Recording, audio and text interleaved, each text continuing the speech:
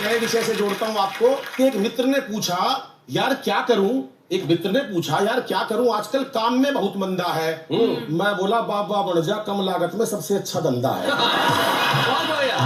मैं बोला बाबा बन जा, कम लागत में सबसे अच्छा धंधा है। आज चाहे किसी के पास शोरूम है या कोई ढाबा है, इन सबसे ज्यादा मौज में बाबा है। मित्र बोला लेकिन यार एक बड़ी मुसीबत है, मैं तो शादीशुदा हूँ, ये बड़ी कठिनाई है। हाँ। मैं बोला तू एक से घबरा गया, एक आधे बाबा की तो कई कई लुगाई।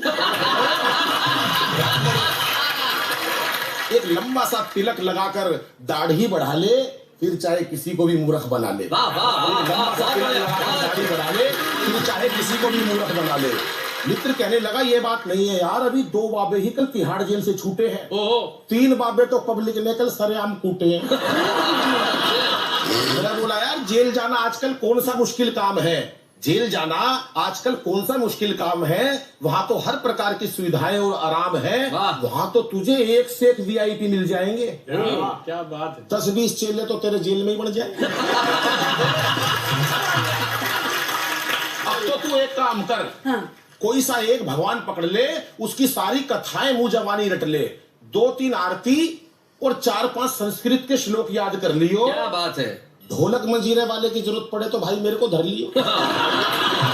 वैसे भी पब्लिक को तो आंख मूंद के केवल गर्दन हिलानी है, उन्हें नहीं पता कौन मूर्छित पड़ा है और बूटी किसको लानी। क्या बात है। क्योंकि आजकल भगवान की कथाएं महलों में ही रचती है, अरे झुग्गियों में कहीं भगवत कथाएं बसती है, झुग्गियों में कहीं भगवत कथाएं बसती है।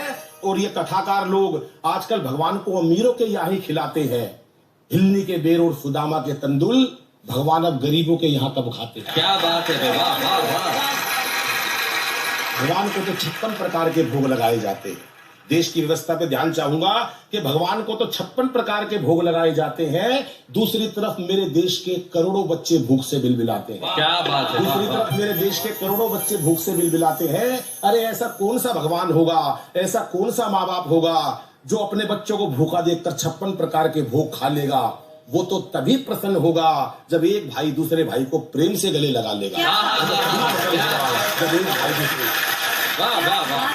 पर आयोजक और भक्तों को, आजकल आयोजक और भक्तों को भी पैसा और मान सम्मान चाहिए।